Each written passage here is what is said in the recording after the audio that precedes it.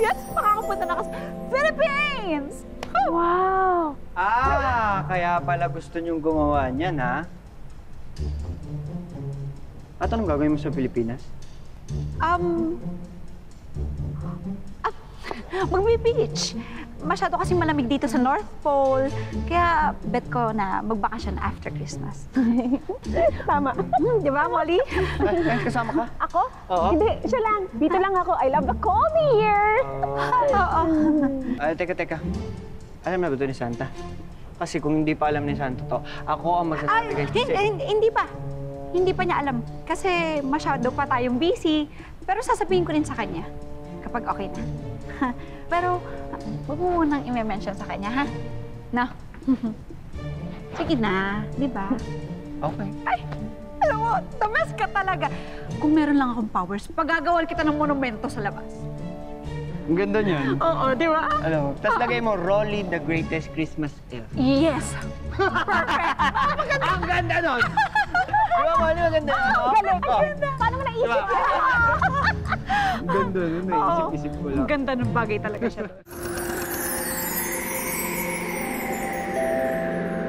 Sure ka ba talaga? Paano kung masira? Tapos malaglag ka? Matitigi ka, girl. Huwag kang ang nega. Basta, kukontakin na lang kita dito sa special hat na ginawa ko, ha?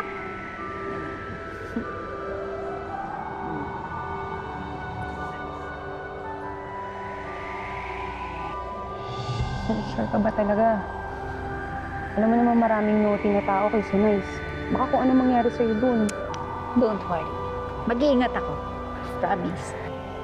Basta pag nag-fail ka sa mission mo, balik ka lang dito, ah. Alam kong gusto mo magkaroon ng sariling pamilya, pero pamilya mo rin naman kami dito, girl. Molly.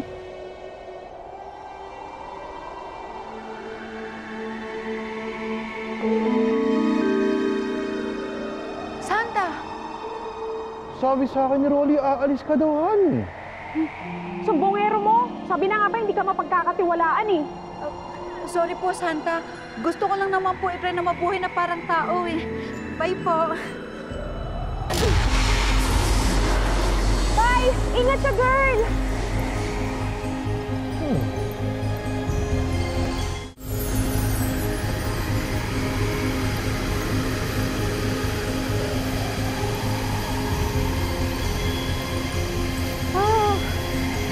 Ang ganda!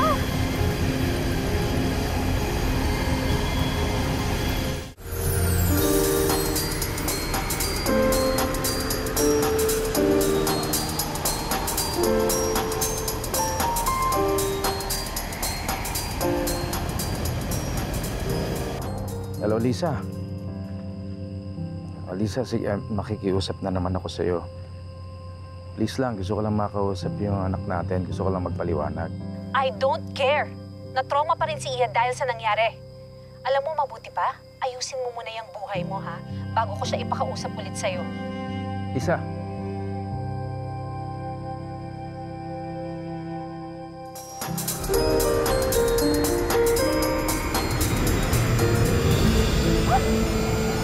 No! No! Huwag ka yan!